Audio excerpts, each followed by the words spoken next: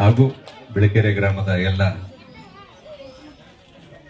ಜನರಿಗೂ ಹಾಗೂ ವೇದಿಕೆ ಮೇಲಿರ್ತಕ್ಕಂತಹ ಎಲ್ಲ ಗೌರವಾನ್ವಿತ ಸದಸ್ಯರುಗಳಿಗೂ ನಮಸ್ಕರಿಸ್ತಾ ಎರಡೆರಡು ಮಾತು ಹೇಳಕ್ಕೆ ಇಷ್ಟಪಡ್ತೀನಿ. ನಾನು 80 ಮತ್ತು 90ರ ದಶಕದಲ್ಲಿ ನನ್ನ ಅನುಭವಕ್ಕೆ ಬಂದಂತಹ ಮಾತು, ಒಂದು PUC ಪಾಸೋ ಫೇಲೋ ಯಾವಾಗ ಮಿಲಿಟರಿಗಾರು ಸೇರ್ಕೊಂಡ್ಬಿಡೋಣ, ಜೀವನ ಮಾಡೋಣ ಅನ್ನೋದೊಂದು ಕಾಲಘಟ್ಟ ಇತ್ತು. ಆದರೆ ಅವತ್ತು ಮಿಲಿಟರಿಗೆ ಸೇರ್ಕೊಂಡಾಗ ಅವ್ರಿಗೆ ಅಷ್ಟು ಗೌರವ ಇರ್ತಿರ್ಲಿಲ್ಲ. ಯಾಕೆಂದ್ರೆ ಅದು ನನ್ನ ಸ್ವಂತ ಅನುಭವನೂ ಕೂಡ ಹೌದು. ಯಾಕೆಂದ್ರೆ ಅಲ್ಲಿ ಹೋಗ್ಬೇಕಿತ್ತು, ಫಿಸಿಕಲ್ ಟೆಸ್ಟು, ಸರಿಯಾಗಿ ಊಟ ಇರಲಿಲ್ಲ, ಮನೇಲಿ ಕಿತ್ತು ತಿನ್ನೋ ಬಡತನ, ಎಲ್ಲಾರು ಒಂದು ಕೆಲಸ ಅಂತ ತಗೊಂಡ್ಬಿಡೋಣ, ಎಲ್ಲೂ ಸಲ್ದವ್ ಅಲ್ಲಿ ಸಲ್ತಾನೆ ಅನ್ನೋದೊಂದು ವಾಡಿಕೆ ಇತ್ತು. ಹುಡುಗ್ರ ಆಯ್ತಾ? ಆನಂತರ ಏನಾಯ್ತು, ಅಲ್ಲಿ ಹೋದಾಗ ಪಾಪ ಅವ್ರಿಗೆ ಇಲ್ಲಿಂದ ಹೋಗಕ್ ಬಸ್ ಚಾರ್ಜು ಆತರ ಸೌಕರ್ಯಗಳು ಇರಲಿಲ್ಲ. ಆ ತರ ಒಂದು ಸೈನ್ಯಕ್ಕೆ ಸೇರ್ಕೊಳ್ಳುವಂತಹ ಸಿಸ್ಟಮ್ ಇತ್ತು. ಬಟ್ ಇವತ್ತು ಈ ಒಂದು ಸೈನಿಕಂಗೆ ಸಿಕ್ತಾಗಿರ್ತಾಗ ಗೌರವ ನೋಡಿದಾಗ ಇವತ್ತಿನ ದಿನಗಳಲ್ಲಿ ಅದು ರಾಜ್ಯ ಮಟ್ಟದಲ್ಲಿ ಇರ್ಬೋದು, ದೇಶ ಮಟ್ಟದಲ್ಲಿ ಇರ್ಬೋದು, ಇವತ್ತು ಪ್ರಧಾನಿನೇ ಎದ್ದು ನಿಂತು ಸಲ್ಯೂಟ್ ಹೊಡೆಯುವಂಥದ್ದು ಏಕೈಕ ಸೈನಿಕನ್ ಮಾತ್ರ. ನಿಮಗೂ ಗೊತ್ತಿರುತ್ತೆ.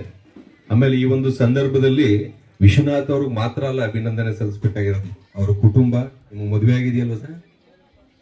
ಅವರ ಹೆಂಡತಿ, ಮೇಜರ್ ಆಗಿ ತಂದೆ ತಾಯಿ, ಇವ್ರುಗಳಿಗೂ ಕೂಡ ನಾವು ಈ ಒಂದು ಸಂದರ್ಭದಲ್ಲಿ ಅಭಿನಂದನೆಗಳನ್ನ ಸಲ್ಲಿಸಬೇಕು. ಇವತ್ತು ನಿಮ್ಗೆ ಎಲ್ಲರಿಗೂ ಅನುಭವ ಇದೆ. ಈಗ ಇದೇ ಊರವರು ಅನ್ಕೊಳ್ಳಿ, ಹುಣಸೂರವರು, ಎಲ್ಲ ಒಬ್ಬ ಶಿಕ್ಷಕನೋ ಅಥವಾ ಏನೋ ಒಂದು PDOನೋ, ಒಂದು ಇಂಜಿನಿಯರೋ, ಡಾಕ್ಟ್ರು. ಇಲ್ಲಿ ನನ್ನ ಹೆಂಡತಿ ಈ ಪಕ್ಕದೂರಲ್ಲಿ ಸರ್ ನನ್ಗೆ ಅಲ್ಲಿ ಟ್ರಾನ್ಸ್ಫರ್ ಕೊಡಿ ಅಂತ ಕೇಳ್ತಾರೆ. ಇಲ್ಲ ನನ್ಗೆ ಅಷ್ಟು ದೂರ ಓಡಾಡಕ್ ಆಗ್ತಿಲ್ಲ ಸರ್, ನಾನು ಇಲ್ಲೇ ಮಾಡ್ಬಿಡ್ತೀನಿ ಅಂತಾರೆ.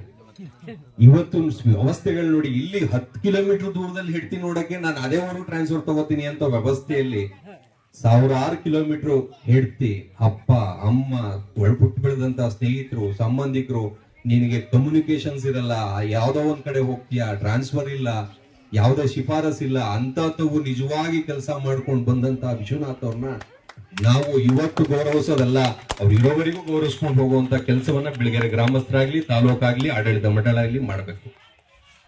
ಅಷ್ಟೇ ಅಲ್ಲ, ಇವತ್ತು ಸೈನಿಕಂಗೆ ಹೆಣ್ಣು ಕೊಡೋಕು ಹಿಂದೆ ಮುಂದೆ ನೋಡುವಂತ ಕಾಲ ಇತ್ತು. ಈಗ ಎಷ್ಟು ಜನ ಮಕ್ಕಳು ನಾನು ಸೈನಿಕ ಹೋಗ್ತೀನಿ ಅಂತೀರಪ್ಪ? ಎಷ್ಟು ತಂದೆ ತಾಯಿ ಜನ ಹೇಳ್ತೀರಿ ನನ್ನ ಮಗನ್ ಸೈನಿಕನ್ ಮಾಡ್ತೀನಿ ಅಂತ? ನೋಡೋಣ, ಎದ್ದಿದ್ಕೊಳ್ಳಿ. ನನ್ನ ಮಗ ಡಾಕ್ಟರ್ ಆಗ್ಬೇಕು, ನನ್ನ ಮಗ ಇಂಜಿನಿಯರ್. ಮೊದಲು ಒಳ್ಳೆ ಪ್ರಜೆ ಆಗ್ಲಿ ಅವನು. ಜನಗಳಿಗೆ ಅವನು ಏನೂ ಮಾಡೋದ್ ಬೇಡ, ಜನಗಳಿಗೆ ಕೆಟ್ಟದ್ ಮಾಡದೇನೆ ಇರುವಂತಹ ಒಂದು ಸಂಸ್ಕೃತಿಯನ್ನ ಮಕ್ಳಿಗೆ ತುಂಬಿ ಅವರೇ ಬೆಳೆಸ್ಕೊಳ್ತಾರೆ. ಇವತ್ತು ಯಾರನ್ನ ಯಾರೇನು ಮಾಡಕ್ ಆಗಲ್ಲ. ನೀನು ಡಾಕ್ಟರ್ನೇ ಮಾಡ್ಬೇಕು ಅಂದ್ರೂ ಆಗಲ್ಲ, ಅವನು ಹೋಗ್ಬಿದ್ದೋಯ್ತಾನೆ. ಇಲ್ಲ ಇಂಜಿನಿಯರ್ ಮಾಡು, ಆಗಲ್ಲ. ಯಾರು ಬರ್ಕೊಡ್ತೀರಿ ಹೇಳಿಯಪ್ಪ ನನ್ನ ಮಗನ್ ಡಾಕ್ಟರ್ನೇ ಮಾಡ್ತೀನಿ ಅಂತ? ನೀವು ಅವನನ್ನ ಬೆಳೆಸಿ, ಅವನು ಏನ್ ಬೆಳಿಬೇಕು ಅನ್ನೋದನ್ನ ಅವ್ನು ಡಿಸೈಡ್ ಮಾಡ್ತಾನೆ. ಯಾರು ಮಕ್ಕಳಿಗೆ ಫೋರ್ಸ್ ಮಾಡಬೇಡಿ. ಈಗ ವಿಶ್ವನಾಥ್ ಅವರು ಯಾವ 17 ವರ್ಷದಿಂದ ಏನಿತ್ತೋ ಏನೋ ಗೊತ್ತಿಲ್ಲ, ಬಟ್ ಇವತ್ತು ಅವ್ರಿಗೆ ನಿಜವಾಗಿ ಖುಷಿ ಆಗ್ತಾ ಇರೋದು ಇವತ್ತು ವಿಶ್ವನಾಥ್ ಅವರೇ. ನಿಜನಾ? ಒಂದು ಗ್ರಾಮದಲ್ಲಿ ಇದೇ ವಿಶ್ವನಾಥ್ 17 ವರ್ಷದಿಂದ ಯಾವ್ದೋ ಒಂದು ಸರ್ಕಾರಿ ಕೆಲ್ಸಕ್ಕೆ ಹೋಗಿದ್ರೆ ನೀವು ಇವತ್ತು ಗೌರವ ಕೊಡ್ತಿದ್ರ ಈ ತರ? ಅಯ್ಯೋ ಅವನಿಲ್ಲ ಅಂದ್ರೆ ಇನ್ನೊಬ್ಬವನೇ. ಅದೇ ವಿಶ್ವನಾಥ್ ಅವ್ರು ಸೈನಿಕ ಹೋಗಿದ್ ಬಂದಿರೋದಕ್ಕೊಂದು ಗೌರವ ಇದೆ. ಇವ್ರಿಗೆ ಇನ್ನೂ ಅವಕಾಶಗಳಿದೆ.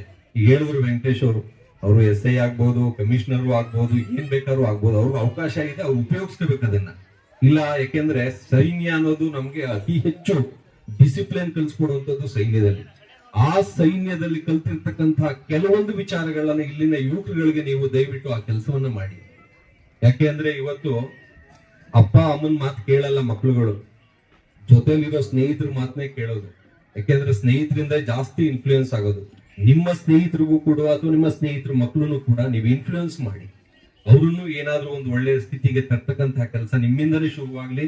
ಈ ಬಿಳಗೆರೆ ಗ್ರಾಮದಲ್ಲಿ ಆಗ್ಲಿ, ಪಕ್ಷಾತೀತವಾಗಲಿ, ಜಾತ್ಯತೀತವಾಗಲಿ ಜನಗಳು ಬೆಳೆಸ್ಕೊಂಡು ಸಮಾಜ ಕಟ್ಟುನಿಟ್ಟಿನಲ್ಲಿ ಹೋಗೋಣ ಅಂತ ಹೇಳಿ ನನ್ನ ಈ ಒಂದು ವೇದಿಕೆ ಕರೆಸಿ 2 ಮಾತಾಡಕ್ಕೆ ಅವಕಾಶ ಮಾಡಿಕೊಟ್ಟಂತಹ ಈ ಒಂದು ಸುವರ್ಣ ವೇದಿಕೆಗೆ ನಾನು ನಮಸ್ಕಾರವನ್ನು ತಿಳಿಸ್ತಾ ಬಿಳಗೆರೆ ಗ್ರಾಮಸ್ಥರುಗಳಿಗೂ ನಾನು ಧನ್ಯವಾದವನ್ನು ಹೇಳಕ್ಕೆ ಇಷ್ಟಪಡ್ತೀನಿ. Thank you.